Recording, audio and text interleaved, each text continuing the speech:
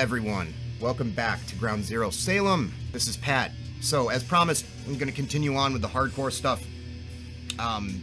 This is all kind of metallic-y, sort of hardcore from upstate New York. Some of which I've been familiar with a long time. Some of which I've shamefully just gotten into within the past couple of years. And binging on a couple of different bands and giving a few bands the treatment, as an old friend of mine would say, where I want to just pick up everything that they've done. This all kind of started when I bought a couple of zines off of a guy I know, known for years, Jonathan Buskey, aka just Buskey. Guy that's played in a ton of bands, played a bunch of Syracuse bands, played in Terror, plays in Malfunction currently, and was in Maximum Penalty, still is, I think, and Ragman. I think that's everything he's done. His Syracuse bands before he moved was Another Victim, Sangre, and The Promise, which I'll be talking about momentarily. But he did the zine, Attitude Exhumed, which is a great fucking fanzine. Really well put together. He's a graphic designer, so the layout's really nice. There's a lot of cool collages of just classic subculture shit, ranging from punk and hardcore to thrash metal. Interviews with tattooers, musicians. There's a Rabies tribute there. It's a little bit of everything. The guy really knows his shit. He's a big fan of music in general. The interviews in these two zines, this is the first issue, range from, you got Jonathan Dennison, who played in a lot of his bands, who I'll be talking about momentarily, Dave Smalley, Dag Nasty, Down by Law, etc.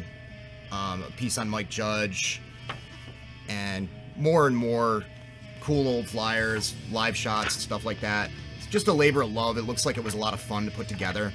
So I went onto his webpage, his Store Envy or whatever it's called, and went to pick these up and saw that he was selling a few other things, namely the Another Victim discography, and ended up getting some of that stuff. He sent me a copy of The Promised Believer, so I've been kind of diving back into this. Another Victim was a band that I saw all the time in the late 90s. I remember their guitarist Jonathan coming over to my house to dub their first demo on cassette. This includes everything they've done.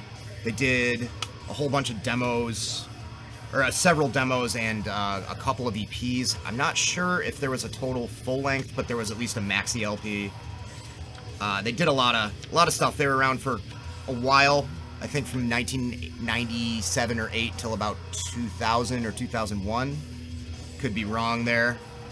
But they were a fantastic band that were kind of carving their own niche in a new sound at the time that was Hatebreed was more or less leading the charge of. There are all these bands sprouting up, a lot of them on Stillborn Records, Jamie Josta's label, like Sworn Enemy, Buried Alive, which is Scott Vogel from Terror's band previous to Terror, 100 Demons, these guys, probably a few others that I'm forgetting. And it was this new wave of really brutal hardcore that was sort of a return to the roots in terms of the fact that it was playing, a lot of these bands were playing faster than a lot of the bands that had been prevalent in the 90s up until that point. At least in that scene, the kind of straight edge and New York hardcore scene, a lot of the stuff was very chuggy, a lot of riding the E, and this kind of carried on that tradition, but brought back in bursts of speed.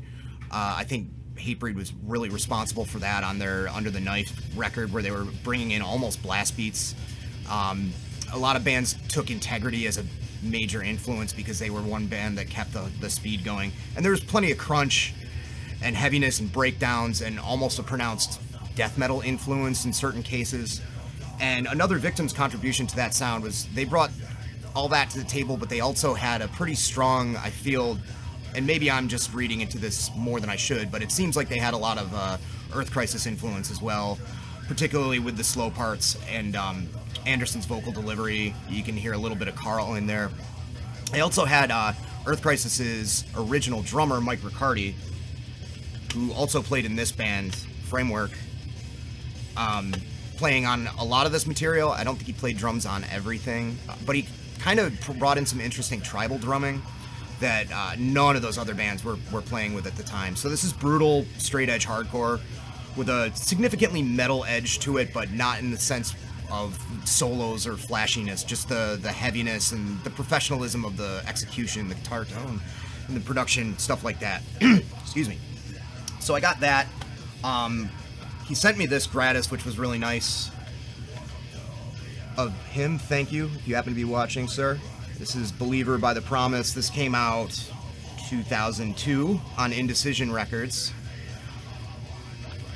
And I have very fond memories of this. They were playing all the time on this when I moved back to Syracuse from Maine in the early to mid 2000s. And this was an interesting approach to music. There was kind of another wave blowing by this time, a few years later in the hardcore scene, from what I remember, my own slanted viewpoint, warped memory of it. But there was a return to, like, even more so. It was building up since the late 90s, but there was a return to, like, a lot of traditional straight edge hardcore, a lot of more punk based hardcore at the time that was gaining a lot of steam. Bridge 9 Records was underway and really pushing bands like American Nightmare, who were huge at the time, the Suicide File. The Youth Crew revival had been going on since almost the mid 90s at that point, but it was getting very popular. And The Promise were kind of doing their own take on that. This is war with yourself, you kill yourself, there's no chance to win, you are on your own. Discipline to face desire, make a choice, live or die, no one is coming to save, you are on your own. Pity for none, hate for all, life is unkind, one more week to die, drag all this down, circle the power, make it feel what you feel. It's not just chugging on power chords happening, basically. There's a little bit more intricacy in the guitar parts. The guitarist on this, Jim Winters, played in Conviction, which was a great underrated Philly straight edge band that had a very cool metal riffing style. He also played with Starkweather and might play in their current incarnation. I'm not sure about that. Also played on a Believer album, the Christian thrash band, technical thrash band. He played with them. He's been around for a long time, and he's a fantastic guitarist. The drummer is the drummer that played in One King Down, Derek Van Wee. So you have sort of a multi-state, multi-scene kind of lineup here. Anderson, who sang in The Promise, and Buskey played bass. So very, very cool. It was like this weird but cool kind of mixture of the more brutal, leaning off from terror and Hatebreed kind of stuff into, at times, very melodic and anthemic, sort of late 80s influenced hardcore stuff, and very straight edge. A lot of the songs, if not most of them, are about straight edge on it. They were a great live band, and this record's great. I know they only did a couple other things. I think they did a split and an EP or something like that. But yeah, I love this record. I had it for years, the same CD, and it got scattered to the four winds at some point. I've moved so many times, who knows what happened to it. And I mentioned Framework. I've been meaning to pick this up for a while. I have both their 7-inches, but this CD has a few other tracks on it. And this was the band that came before Earth Crisis, had a lot of the same members, including their original guitarist, Ben Reed. And the vocalist, Shane Durkee, had a completely different vocal style than Carl Buechner did. Would go on to kind of sing with a similar lineup on their early records.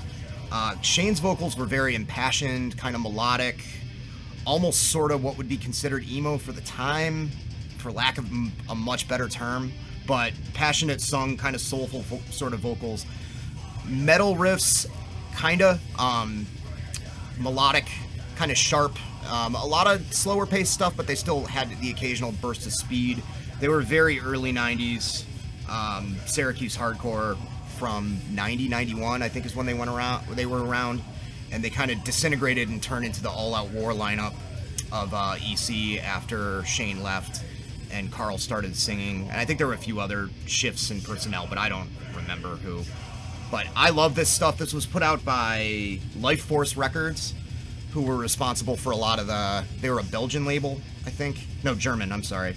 German label that put out a lot of the early metalcore stuff before metalcore became a dirty word in the late 90s. You know, a lot of these bands that were discovering what happens when you mix straight edge hardcore with Slayer before a lot of the kind of singy, emo, haircut kind of shit came into the fold, which was unfortunate in my opinion. But yeah, classic band for me. I never actually got to see them. They had pretty much disintegrated by the time I started going to shows, which was early '92. But this record is fucking fantastic. Classic record to me. Take another look at The Promised Believer, etch it into your memory. And I didn't mention this Another Victim discography is a double disc. And it's on Closed Casket Activities. It's the label that put it out. Another thing was that on his website, Busky was selling Sangre, his other band from Syracuse, selling their t-shirts, really cool looking t-shirts, and they were like $1. So I was like, oh yeah, I remember Sangre, they were great. Saw them live a couple of times, never owned anything. Bought the shirt, said to myself, well, you can't just rock the shirt without owning something by them. So I hopped on Discogs and bought Feast for the New Gods, which was late 90s. This came out. Sangre. This is a project that Jonathan, who played in The Promise and Another Victim, played guitar on. Busky played bass. The drummer that plays on this, Corey, is the current drummer for Slapshot, and a couple other dudes involved. And this was these guys going a little bit more metal with their influences. It's very much the metal of its day. It's very heavy, very pro-sounding guitar tone. It's detuned. It's got a strong groove to it. It has a certain 90s kind of heaviness to it that similar to a lot of bands like Crowbar and the like. There's still a very, very significant hardcore edge in that this band gets to the point quickly. They shit and get off the pot. All the songs are, I think there's one song that goes over 3 minutes on this. So it's just consolidated in your face brutality, and you're out of there. Monstrous roaring vocals with a little bit of kind of inflection on them. That's a little bit of a slight croon. You know, is the era of a lot of Phil Anselmo-esque, you know, kind of vocals. There's a little bit of that influence, but not too much to make it obnoxious. There's lead work, but it's not really the noodly epic kind. It's very smashing and kind of discordant. This was the era of bands like Botch and Dead Guy and Coalesce. And although this doesn't sound like this, it's a lot more kind of straightforward riffing and crushing straightforward rhythms. There's a certain amount of discordant stuff going on with a lot of the guitar work, courtesy of Jonathan. Yeah, this band was great. I remember their demo being awesome. I'd love to track that down if I can find it. But it was great to catch back up with these guys. Further downstate, we've got All Out War with Condemned to Suffer. This is their third LP. Came out after their most well-regarded record, I feel, which is For Those Who Were Crucified. I like that record okay. It's pretty damn good. It's a lot slower than this. They kind of kicked it into high gear with a thrash influence on this. This is a very heavy, tough, scary-sounding metallic hardcore band from Poughkeepsie. There's a certain vocal execution that reminds me sort of Integrity, but a lot of vocalists were doing this at the time, this kind of raspy, drawn-out shouting. Just very fucking pissed. Great. There's a good amount of little kind of Slayer kind of riff nods here and there. There's also a fair amount of death metal influence with tremolo picking. All the slow parts or breakdowns, if you want, are tastefully done. They don't drag out for too long, which is a problem I had with a lot of bands from this era. And it's just super great. So we're listening to that, by the way. I forgot to mention that in the beginning.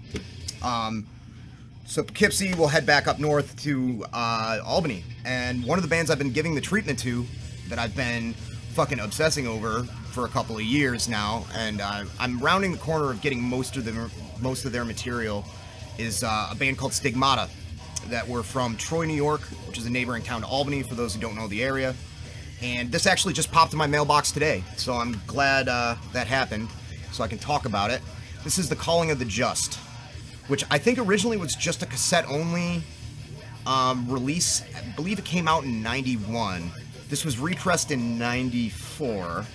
I shelled out a little bit on Discogs for it because I really wanted it. I've had the MP3s that I took off of SoulSeek, and I've been listening to them quite a bit.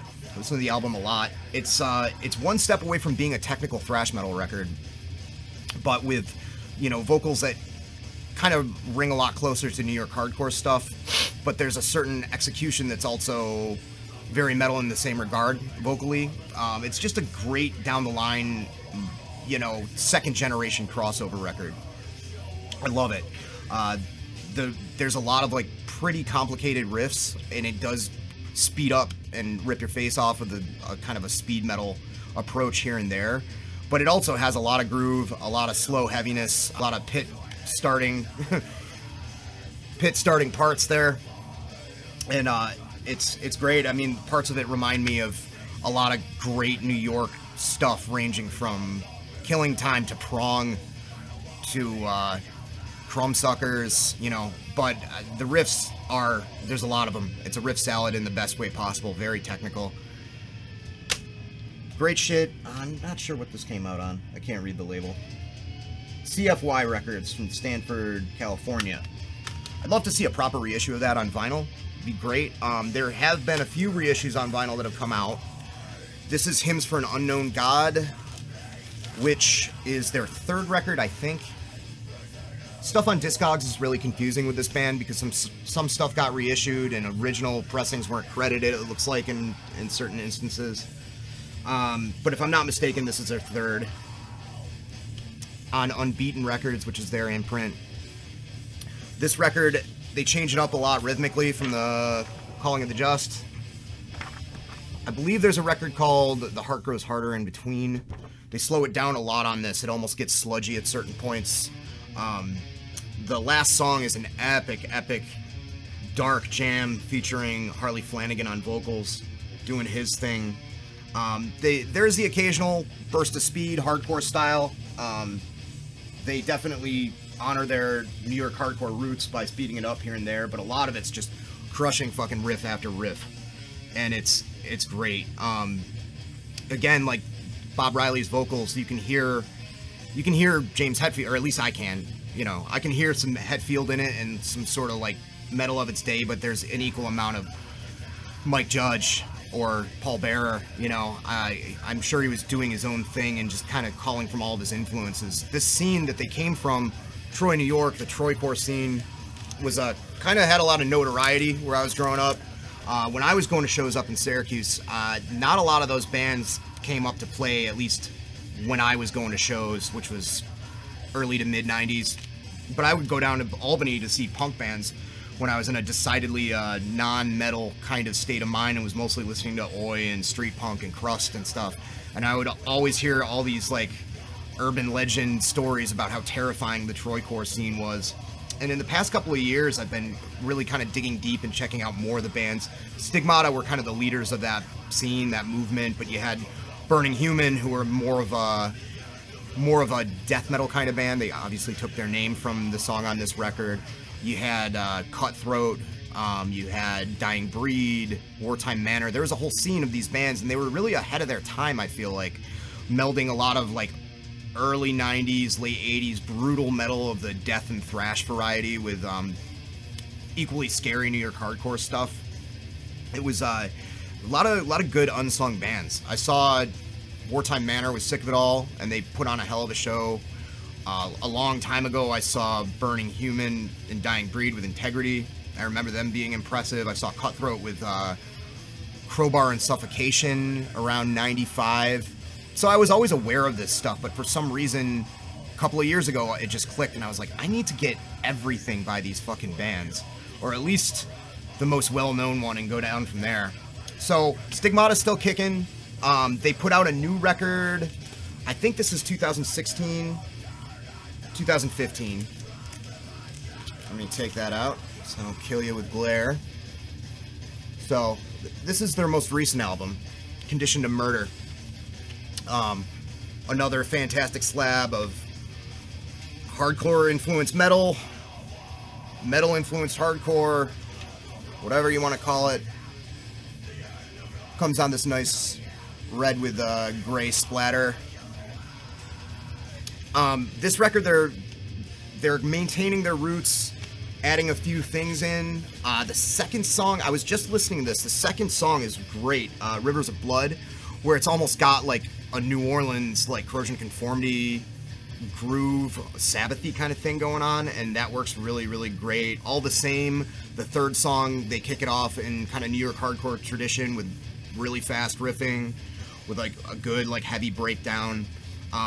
Everything sounds perfect on this. It's produced really well. The guitar tone is completely crushing.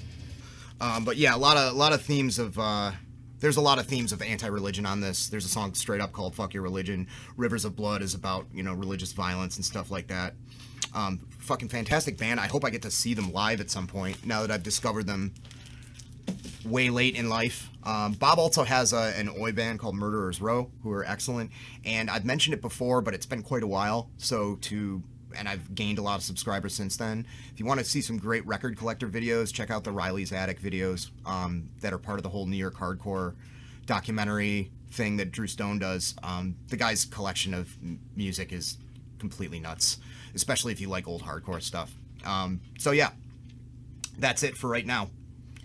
I hope everybody has a great rest of their weekend, and maybe I'll be back in a few days to talk about some more hardcore. Bye.